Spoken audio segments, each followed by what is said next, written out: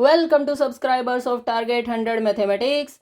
हाँ जी 11th class, जल्दी से नोटबुक और पेन लेकर रेडी हो जाइए सैम्पल पेपर 2026 करने के लिए। 80 मार्क्स का ये पेपर 3 आवर्स का है। ये है मार्किंग स्कीम। सबसे पहले हम सेक्शन ए के क्वेश्चंस करेंगे। ए सेट में है ए बी सी डी ई और बी में है डी ई एफ जी। हमें कैलकुलेट करना है A minus B intersection B minus A. A minus B का क्या मतलब है? ए में से बी वाले एलिमेंट्स हटा दो। ए में से अगर बी वाले एलिमेंट्स हट जाएंगे तो डी और ई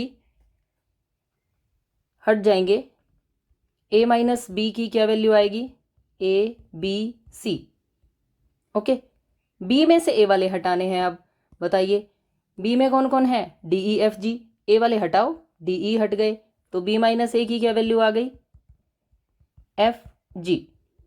अब इन दोनों में क्या चाहिए? कॉमन। कॉमन मुझे तो कुछ दिखाई नहीं दे रहा, so A is correct answer. Question number 2 में यू ए बी की वैल्यू गिवन है। हमें बताना है ए यूनियन बी का कॉम्प्लीमेंट। अब ए यूनियन बी का क्या मतलब होता है? ए और बी के सारे एलिमेंट्स 1 2 3 4 5 6 7 8 और 9, ये तो सारे ही आ गए। अगर ए यूनियन बी में सारे एलिमेंट्स हैं तो इसका कॉम्प्लीमेंट क्या हो जाएगा? 5, यानी खाली ब्रैकेट। क्वेश्चन नंबर 3 में 5 पाई बाई 3 को डिग्री में कन्वर्ट करना है, तो आप क्या करेंगे? 5 पाई बाई 3 को 180 ओवर पाई से मल्टीप्लाई करेंगे। पाई से पाई कट, 3 6 जा 18, 0 as it is, so 300 will be correct answer. Now question number 4, iota की 9 प्लस आयोटा की 19 को हमें चेंज करना है ए प्लस बी आयोटा में। आयोटा की पावर 4 की वैल्यू कितनी होती है? 1। तो आयोटा की 9 को आप कैसे लिख सकते हैं? आयोटा की पावर 4 और इसकी पावर 2, 4 2 जा 8 होता है। आयोटा की 9 के लिए आपको एक आयोटा मल्टीप्लाई में लिखना पड़ेगा। आयोटा की 19 को आप कैसे लिखेंगे? आयोटा की 4 से आप 19 को डिवाइड कर दें, 4 4 जा 16, 3 बच गए। तो आयोटा की पावर 4 रेज टू पावर 4, और जो ये रिमाइंडर है ये साइड में आयोटा का क्यूब। अब आयोटा 4 की वैल्यू 1 और 1 का स्क्वायर 1, यानी इसकी वैल्यू आ गई आयोटा। ये वैल्यू भी 1 होती है। आयोटा क्यूब की वैल्यू माइनस आयोटा होती है, तो ये बन गया माइनस आयोटा। दोनों टर्म्स कैंसिल, 0 और 0 को क्या लिखा जा सकता है? 0 + 0 iota. So C is correct answer. Question number 5 में हमें x की वैल्यू फाइंड करनी है। आप क्या करें, 8 फैक्टोरियल को क्रॉस मल्टीप्लाई में इस तरफ ले जाएं ऐसे, और 1/6 factorial plus 1/7 factorial as it is रहेगा। राइट साइड में सिर्फ x बचेगा।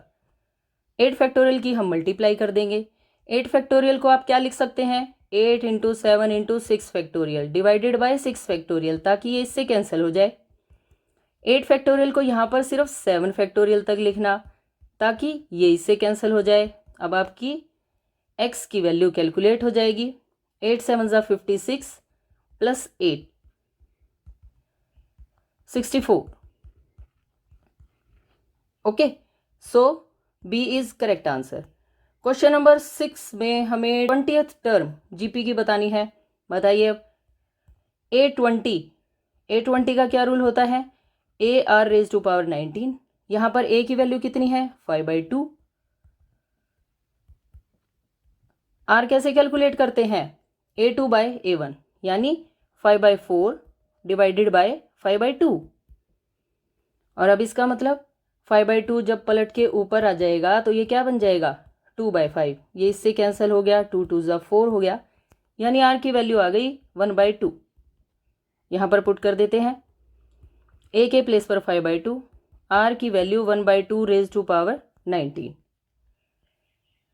5 तो एज इट इज, 1 की पावर 19 1 ही रहेगी, 1 को लिखने की कोई ज़रूरत नहीं है। ये है 2 की पावर 19 और ये है 2 की पावर 1, तो क्या बन जाएगा? 2 की पावर 20। सो 5 डिवाइडेड बाय 2 की पावर 20, यानी B is correct answer. Question number 7 में x की वैल्यू बतानी है ताकि ये तीनों नंबर्स जीपी में हो जाएं। नंबर्स जीपी में कब होते हैं? जब A2/A1 is equal to A3/A2 हो। A2 क्या है?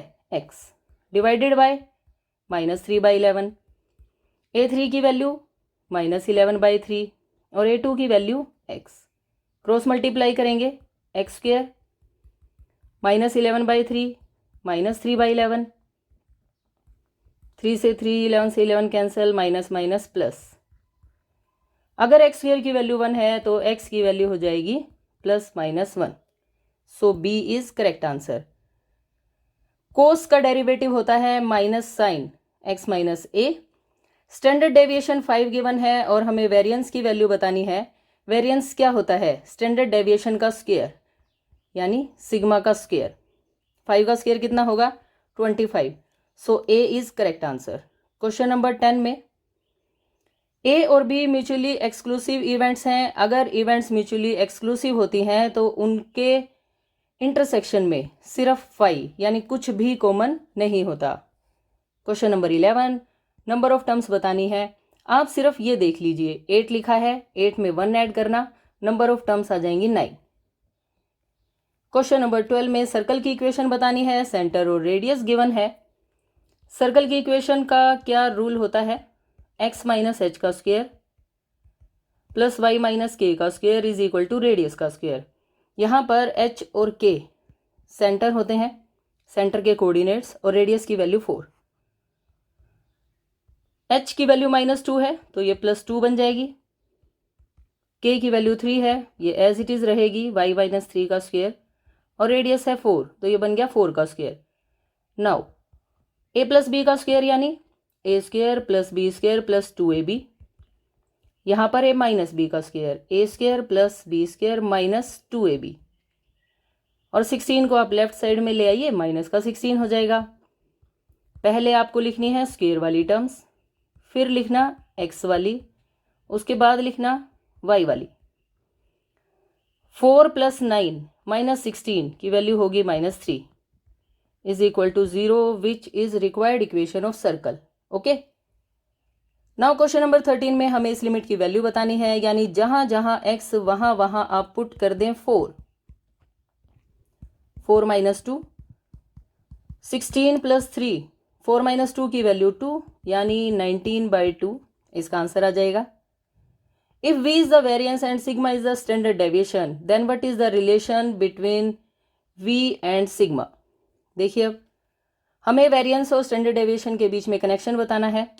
हमें अच्छी तरह से पता है कि वेरिएंस जो होता है वो स्टैंडर्ड डेविएशन का स्क्वायर होता है, यानी सिग्मा का स्क्वायर आप कर देंगे तो वो वेरिएंस आ जाएगा। ओके, क्वेश्चन नंबर 15 में फाई का कॉम्प्लीमेंट इंटरसेक्शन ए की वैल्यू बतानी है। फाई क्या होता है? खाली सेट, नल सेट। उसके कॉम्प्लीमेंट अगर आप कर देंगे तो यूनिवर्सल सेट बन जाएगा।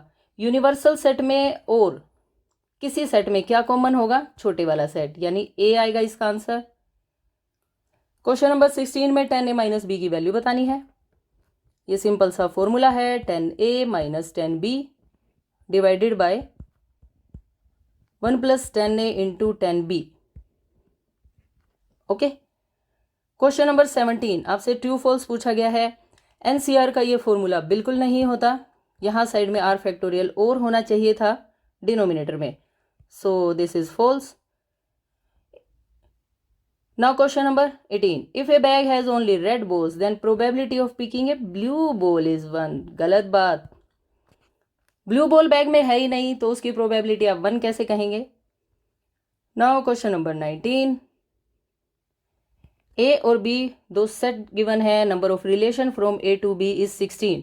नंबर ऑफ रिलेशंस का क्या फॉर्मूला होता है? 2⁻m n। m और n क्या होते हैं? A और B सेट के number of elements. A set में कितने हैं? 2, बी में 2, और 2 2 4, 2 की पावर 4 16 होती है, यानी असर्शन तो है सही। रीजन, अगर ए सेट के elements, number of elements in set A is equal to P, number of elements in set B is equal to Q, then number of relation 2⁻p⁻q। ये बात भी सही है और हमने यही रूल यहाँ अप्लाई किया है, यानी 19 में क्या होगा? A and R are true, R is correct explanation. So 19 का आंसर क्या हो जाएगा? ए। क्वेश्चन नंबर 20, ये पॉइंट एक्स जेड प्लेन पर लाई करता है। एक्स है, जेड है, वाई नहीं है, तो ये बात बिल्कुल सही। The coordinates of a point P X Y Z in X Z plane, यहाँ पर एक्स होना चाहिए था, ये बात गलत हो गई, यानी असर्शन सही, रीजन रॉन्ग। इसका आंसर क्या हो जाएगा? सी। इसी के साथ सेक्शन ए फिनिश। अब हम करेंगे सेक्शन बी के questions. List all the subsets of the set this. हमें इसके सारे सबसेट्स बनाने हैं। इसमें 3 एलिमेंट्स हैं, तो कितने सबसेट्स बनेंगे? 2 की पावर 3 यानी 8। सबसे पहले क्या लिखा जाता है? 5। उसके बाद सिंगलटन सेट्स लिखे जाते हैं, सिंगल -1, सिंगल 0 और सिंगल 1। अब हम 2 एलिमेंट्स लिखेंगे, -1 0, -1 1, 0 1, और एक सेट क्या बनेगा जिसमें ये तीनों ही एलिमेंट्स लिखे जाएंगे। ओके, ये बन गए 8 सबसेट्स। क्वेश्चन नंबर 22 में मल्टीप्लिकेटिव इनवर्स बताना है, यानी हमारे पास z की वैल्यू है √5 + 3 iota. Multiplicative inverse of z क्या होगा? 1/z, यानी 1/√5 + 3 आयोटा। हम इसे रेशनलाइज कर देंगे, √5 - 3 आयोटा से मल्टीप्लाई और √5 - 3 आयोटा से divide. Numerator as it is, denominator में a² - b² का फॉर्मूला। ओके, ये है a + b, ये है a - b, तो यहाँ आपको रूल भी लिखना चाहिए, a + b a - b is equal to a² - b²। ये रूल हमने यहाँ अप्लाई किया है।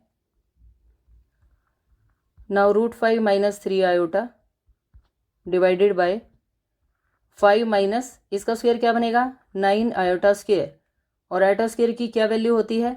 -1, और -1 इस वाले माइनस को क्या बना देगा? प्लस। सो मल्टीप्लिकेटिव इनवर्स की क्या वैल्यू आ जाएगी? √5 - 3 आयोटा डिवाइडेड बाय 14। ओके, आप चाहें तो डिनोमिनेटर को अलग अलग करके भी लिख सकते हैं, √5/14 - 3/14 आयोटा। ओके, नाउ इस क्वेश्चन की चॉइस में हमारे पास क्वेश्चन है 1 - आयोटा रेज टू पावर 4 को a + b आयोटा की फॉर्म में लिखना है। ये बहुत इंपॉर्टेंट क्वेश्चन है और बहुत इजी। 1 - आयोटा की 4 को हम क्या लिख सकते हैं? स्क्वायर का स्क्वायर। यहाँ a - b का स्क्वायर ओपन करेंगे, a² + b² - 2ab, और ये बाहर वाला square as it is.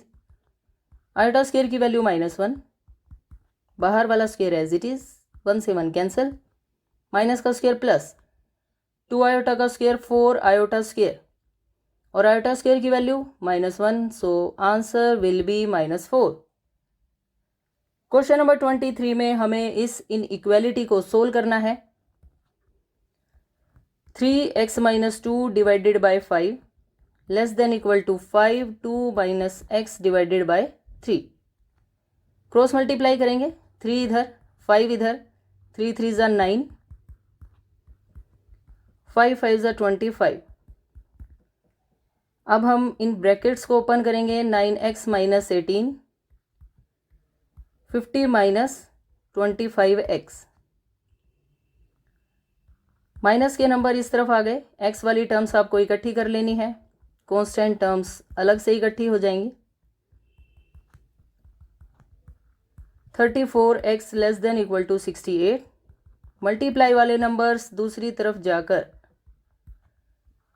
Divide में चेंज हो जाते हैं, 34 2 ज़ा 68, so x less than equal to 2। Now question number 24, 10th term हमें इस जीपी की फाइंड करनी है, 3rd दे रखी है और 6th टर्म भी हमें पता है। 3rd टर्म 24 यानी a3 की value 24।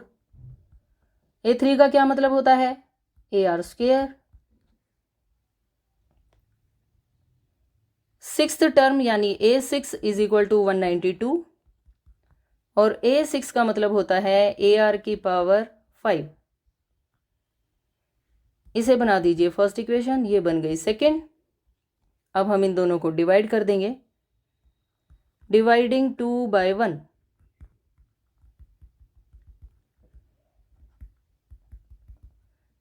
AR⁵ divided by AR का स्क्वायर, 192 डिवाइडेड बाय 24, 8 जा, ए से ए कट, आर स्क्वायर कंप्लीट कटेगा। यहाँ आपको सिर्फ पावर पर कट लगाना है, क्योंकि यहाँ पर आर की पावर 3 बचेगी। 8 को हम लिख सकते हैं 2 का क्यूब।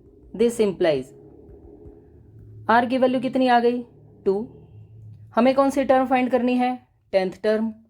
आर की वैल्यू 2 आने के बाद हमें ए भी चाहिए। आर की इस वैल्यू को आप फर्स्ट इक्वेशन में पुट कर दें, put in equation 1, A as it is, R की वैल्यू आपने 2 रखी, इज इक्वल टू 24, ए की वैल्यू आ जाएगी 6। ए की इस वैल्यू को हम यूज करेंगे 10th टर्म फाइंड करने में, 8 10। 8 10 का क्या रूल बन जाएगा, AR⁵9, ए की वैल्यू 6, आर की वैल्यू 2 इंटू 9, ये आ गई 10th टर्म। ओके, ज़्यादा इंटेलिजेंट ना बने और 6 2 12 अगर आपने कर दिया तो आपको कोई मार्क्स नहीं मिलेंगे, फुल मार्क्स नहीं मिलेंगे, बस यहाँ तक आपको मार्क्स मिलेंगे।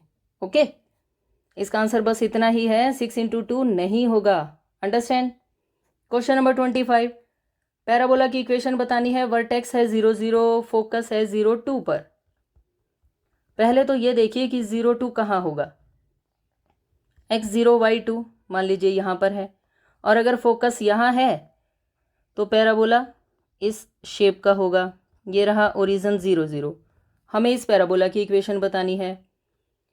इस टाइप के पैराबोला की जनरल इक्वेशन क्या होती है, x² is equal to 4ay। Okay, चलिए आप इसे कैसे लिखेंगे, फोकस 0 2, और वैसे फोकस क्या होता है 0a। दिस इम्प्लाइज a की वैल्यू कितनी हो गई, 2। और हमें यहाँ से क्या पता चल रहा है, एक्सिस ऑफ पैराबोला पता चल रही है, y एक्सिस है, y एक्सिस पर बनेगा ये parabola. Okay, now equation of parabola,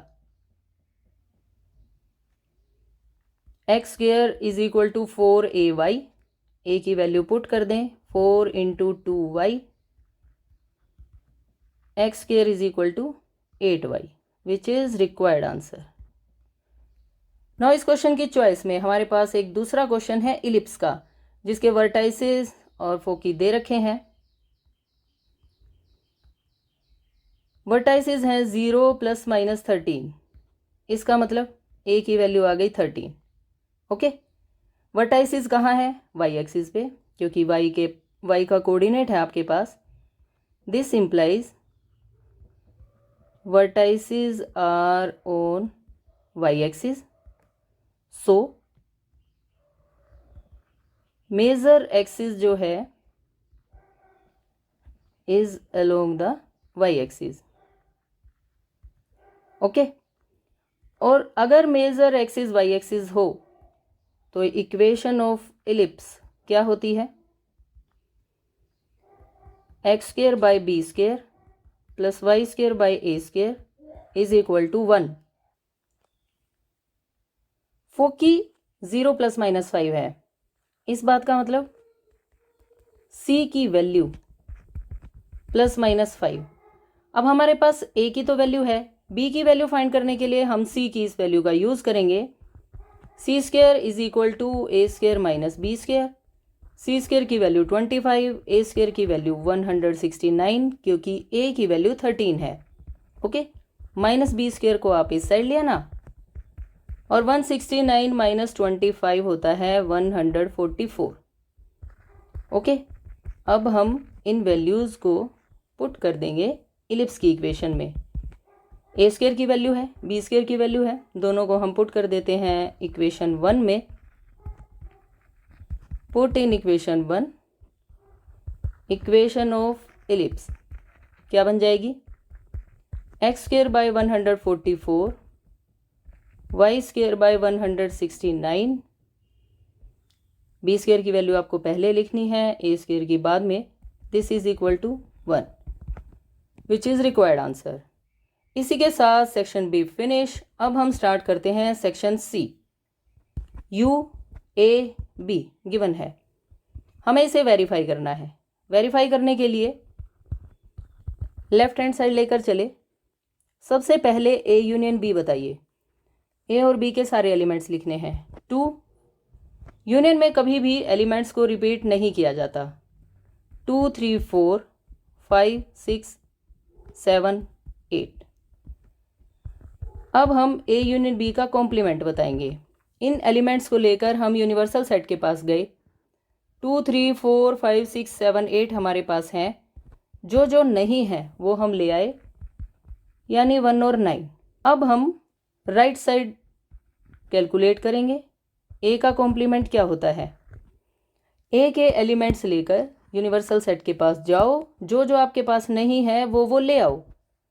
2 4 6 8 को छोड़कर 1 3 5 7 और 9, यह है ए का कॉम्प्लीमेंट। सिमिलरली बी के कॉम्प्लीमेंट के लिए 2 3 5 7 मत लिखना, तो क्या लिखेंगे? 1 4 6 8 और 9। अब हमें इन दोनों का इंटरसेक्शन चाहिए। बताइए इन दोनों में क्या कॉमन आ रहा है? सिर्फ 1 और 9। इसे बना दीजिए फर्स्ट, ये हो गया second. From 1 and 2, from 1 and 2 A union B का complement is equal to A complement intersection B complement. Okay, now question number 27। Domain and range find करनी है इस फंक्शन की। सबसे पहले फंक्शन लिखा 4 minus X square. F X will be defined. पहले हम इसकी डोमेन फाइंड करेंगे। एफ एक्स कब डिफाइंड होगा? अगर अंडर रूट के अंदर वाली term greater than equal to 0 हो जाए। अगर ये वैल्यू लेस देन 0 हो गई तो ये फंक्शन डिफाइन नहीं हो सकता। माइनस का एक्स स्क्वायर दूसरी साइड जाकर प्लस के एक्स स्क्वायर में चेंज हो जाएगा। इस टर्म को मैं ऐसे भी लिख सकती हूँ, एक्स की तरफ यहाँ भी पॉइंट है और यहाँ भी पॉइंट है। Okay, now x less than equal two plus minus 2, ये तो आ गई डोमेन। डोमेन को आप क्या लिखेंगे? d is equal to X such that -2 less than equal to X less than equal to 2। इसे आप -2 से 2 का क्लोज्ड इंटरवल भी लिख सकते हैं। अब हम फाइंड करेंगे इसकी रेंज। रेंज का मतलब होता है x की ये वैल्यूज रखने के बाद जो y की वैल्यूज आएंगी उन्हें रेंज कहा जाता है। For any value of x, value of F X will lie between. बताइए अगर आपने x की वैल्यू -2 से 2 के बीच में रखी, यहाँ पर 2 रखो, -2 रखो और इसके बीच का नंबर जैसे आप 0 रख लें, तो ये वैल्यू कहाँ कहाँ तक वेरी कर सकती हैं। अगर मैंने यहाँ 2 रखा तो ये वैल्यू आएगी 0, माइनस का 2 रखा तो भी 0 आएगी। अगर मैंने x की वैल्यू 0 ली तो ये वैल्यू 2 आएगी। ओके, और भी आप बाकी नंबर भी पुट करके देख सकते हैं।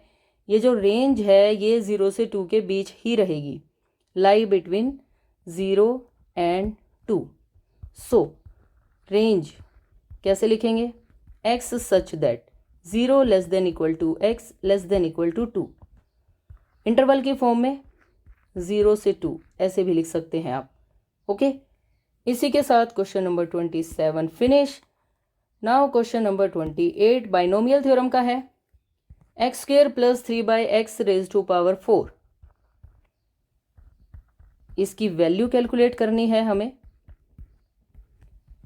x not equal to 0, horizontal form में ही लिख लेते हैं। 4c0 फर्स्ट टर्म की पावर 4 और सेकेंड टर्म की पावर 0, ऐसे। Okay, plus 4c1 x square की पावर 3, 3/x की power 1, plus 4c2 x square की पावर 2, 3/x की पावर भी 2, 4c3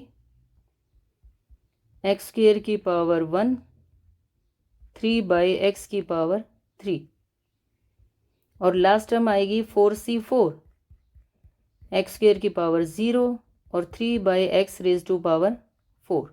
ओके, अब हम इनकी वैल्यूज़ पुट कर देते हैं। 4c0 1, इसकी वैल्यू भी 1, बस ये वाली टर्म बचेगी। 4 2 ज़ा 8, तो ये टर्म बन गई X raise to power 8 plus 4c1 की वैल्यू 4 एक्स की पावर 6 हो जाएगी यहाँ से। 3 2 ज़ा 6 और 3 बाई एक्स की पावर 1 का मतलब सिंपल 3 बाई एक्स लिखेंगे आप। 4c2 की वैल्यू 6 एक्स की पावर 4 3 बाई एक्स का स्क्वायर यानी 9 by X square. Okay, plus 4c3 की वैल्यू 4, ये X square as it is और ये बन गया 27 by x cube plus 4c4 की वैल्यू 1, इसकी वैल्यू भी 1, 3 की power 4 81 divided by X raise to power 4। Okay, अब हम यहाँ पर जो टर्म्स कैंसिल हो रही होंगी उन्हें कैंसिल कर देंगे। देखिए ये कंप्लीट कट, यहाँ पर एक्स की पावर 5 बचेगा और 4 3 जा क्या हो जाएगा 12, X raise to power 8 plus 12 X raise to power 5 plus 9 6 जा 54, ये स्क्वायर पूरा कट हो जाएगा लेकिन यहाँ पर एक्स स्क्वायर बचेगा प्लस 27 4 जा 108। अब की बार ये टर्म पूरी कैंसिल है और डिवाइड में एक एक्स बचेगा यानी 108 डिवाइडेड बाय एक्स और ये वाली जो टर्म है लास्ट वाली ये as it is which is required answer. Okay, यहाँ पर आप 4c0 की वैल्यू 1 होती है, 4c1 की वैल्यू 4, 4c2 की वैल्यू 6, 4c3 की वैल्यू 4 और 4c4 की वैल्यू 1। ये वैल्यूज़ आपको लर्न होनी चाहिए, अदरवाइज आप एनसीआर का रूल अप्लाई करके ये वैल्यूज़ कैलकुलेट करेंगे। ओके, नाउ इस क्वेश्चन की चॉइस में हमारे पास एक और क्वेश्चन है which is larger, this one और दिस वन। चलिए देखते हैं, यहाँ भी हम बाइनोमियल का ही यूज़ करेंगे। 1.01 और 1 के बाद ये हैं 6 ज़ीरोज़, 1 2 3 4 5 6, इसको हम बाइनोमियल से ही कैलकुलेट करेंगे। This C0। ओके, पहले आप क्या करें, इसे लिख ले 1 प्लस 0.01, तभी तो बाइनोमियल लगेगी और ये वाला नंबर एज इट इज़ लिख लेना यहाँ। ओके, नाउ 1 की पावर में 3 4 5 6 इंटू 0.01, इसकी पावर कितनी हो जाएगी 0। बाइनोमियल हम यहाँ अप्लाई कर रहे हैं और हम इसमें सारी टर्म्स भी नहीं लिखेंगे, सिर्फ 2 टर्म्स से ही पता चल जाएगा। ओके, नाउ ये number again as it is 10 lakh है ये C1 इंटू, अब हमें इसकी पावर एक लेस करनी है तो यहाँ पर 6 9 आ जाएंगे और 0.01 की पावर कितनी आ जाएगी 1, प्लस में हम सिर्फ ये लिख देंगे अदर पॉजिटिव टर्म्स। ओके, इसकी वैल्यू क्या होगी 1, किसी भी नंबर की पावर 0 1 और 1 की पावर तो आप कितनी ही लिख लें ये हमेशा 1 ही रहेगी, यानी कुल मिलाकर फर्स्ट टर्म की वैल्यू 1 आ गई, प्लस इसकी वैल्यू यही रहेगी 1 के बाद ये 6 ज़ीरोज़ यानी 10 लाख मल्टीप्लाई 1 की पावर 1 कितनी ही हो वैल्यू 1 और इसका मतलब क्या है 1/100, 2 ज़ीरो कैंसिल, प्लस में other positive terms. Okay, now इसका आंसर क्या होगा 1 प्लस ये 10,000 यानी दिस इज़ ग्रेटर देन 10,000। हमें इसी में से चेक करना था कि कौन सी टर्म बड़ी है, सो लास्ट में आप लिख दे 1.01 की power 10 lakh is greater than 10,000। Okay, now question number 29, हमें इस सीक्वेंस का सम बताना है। सम बताना है तो लगा दीजिए इनके बीच में plus up to n terms. Okay, अब हम क्या करेंगे, इसमें से 8 को कॉमन लिखेंगे 1 11 111 अप टू n टर्म्स। अब क्या करें, एक छोटा सा काम, 9 से डिवाइड और 9 से मल्टीप्लाई। अभी आपको पता चल जाएगा कि 9 से मल्टीप्लाई और डिवाइड करने का आपको क्या फ़ायदा होगा। इस 9 को क्या लिख सकते हैं, 10 माइनस 1। 99 को 10 का स्क्वायर यानी 100 माइनस 1। 999 को 10 की power 3 minus 1 up to n terms तक। ओके, अब देखिए इन ब्रैकेट्स में से आपको फर्स्ट टर्म लेनी है, यानी 8/9। ये बनेगा 10 प्लस 10 का स्क्वायर प्लस 10 की पावर 3, कहाँ तक, अप टू n टर्म्स तक। ओके, माइनस ये 1 है, -1 -1 -2, फिर क्या होगा -3, और कहाँ तक जाना है, n टर्म्स तक, तो ये क्या बन जाएगा, माइनस का n। अंडरस्टैंड।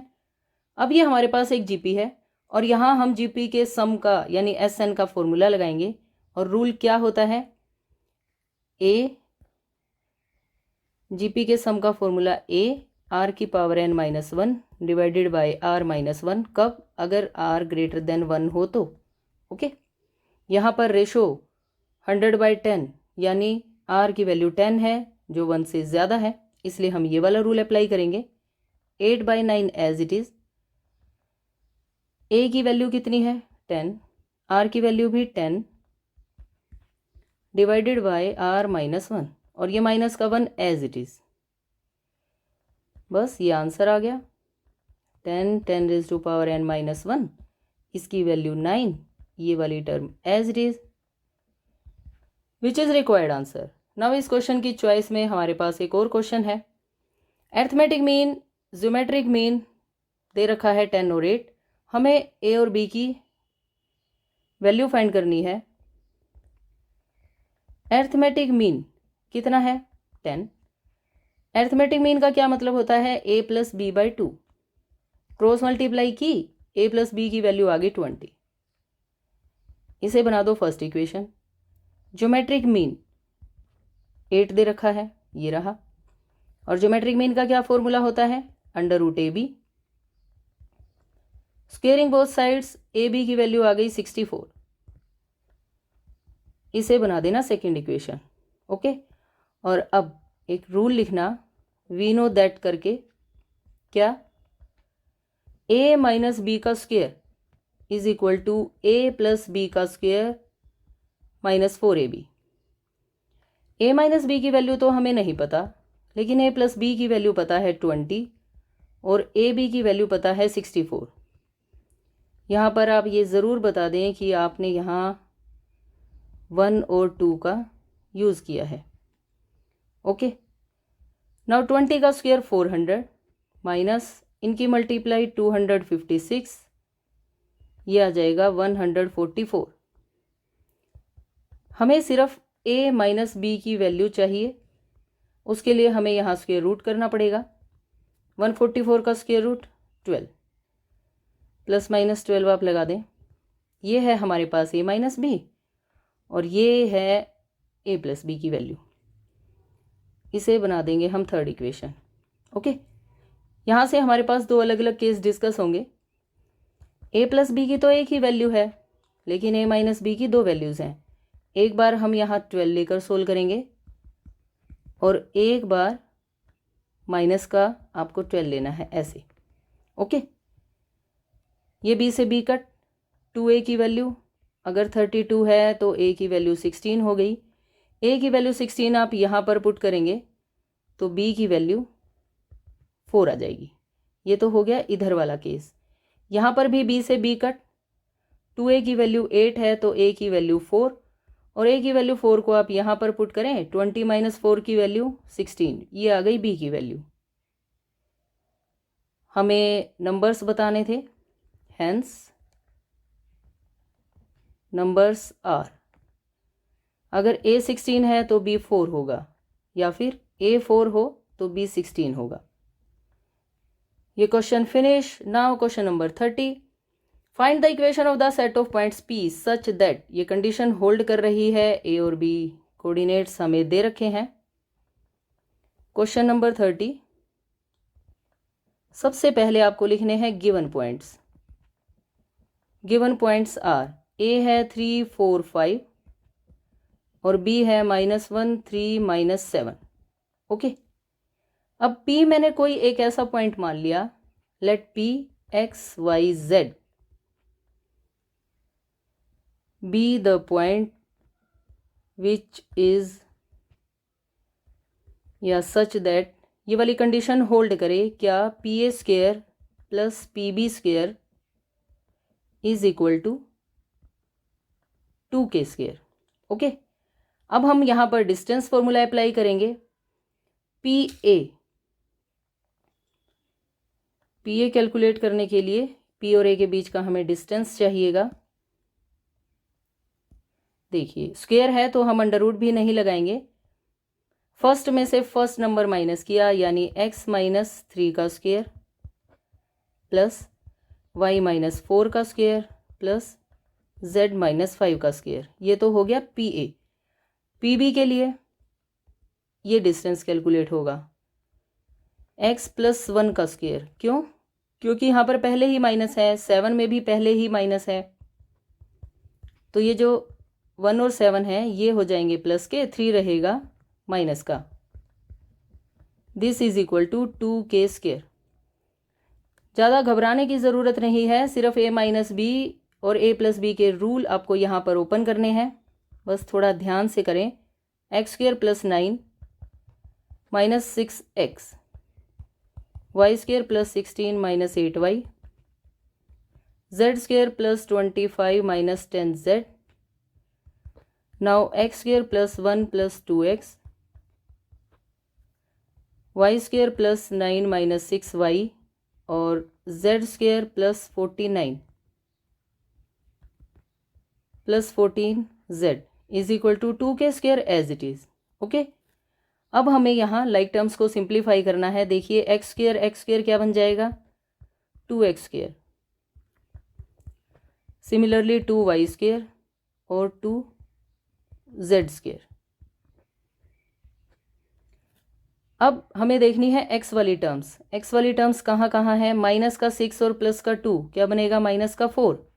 y वाली टर्म्स देखना कहाँ, -8 -6 यानी -14y। z और z, -10 और प्लस का 14 क्या बनेगा, +4। अब हम देखेंगे कांस्टेंट टर्म्स, 9 है, 16 25 1 9 और है 49। ओके, और ये सारी टर्म्स प्लस की हैं, तो ये बन जाएगा प्लस का 109 is equal to 2K square. ये आंसर आ गया है, बस आपको अब इसमें और कुछ नहीं करना। आप चाहें तो इस 109 को दूसरी साइड ले जाकर माइनस का बना सकते हैं, which is required equation. Okay, now question number 31, ये है इसका लास्ट क्वेश्चन है सेक्शन सी का। In how many ways can a student choose a programme of 5 courses if 9 courses are available. 9 courses में से उसे 5 कोर्सेज चूज करने हैं और 2 कोर्स ऐसे हैं जो कंपलसरी हैं हर स्टूडेंट के लिए। क्वेश्चन नंबर 31, सबसे पहले हम लिखेंगे total courses is equal to 9।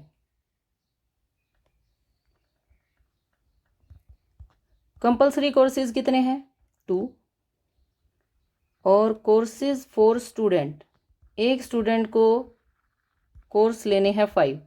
5 में से तो 2 कंपलसरी हो गए, कितने बचे उसके पास, 3।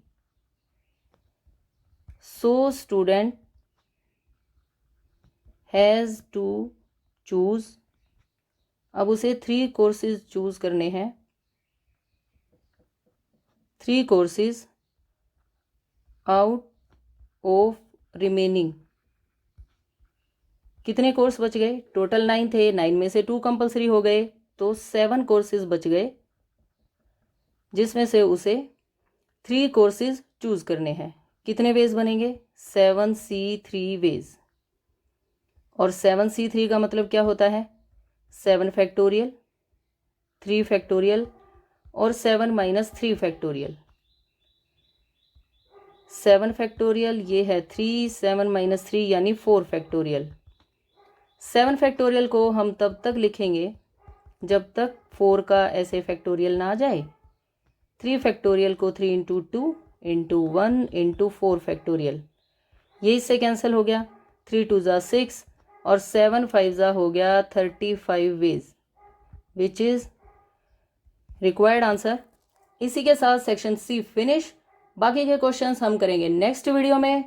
तब तक के लिए आप इस वीडियो को ज़्यादा से ज़्यादा शेयर करें, लाइक करें और चैनल को सब्सक्राइब करना बिल्कुल ना भूलें।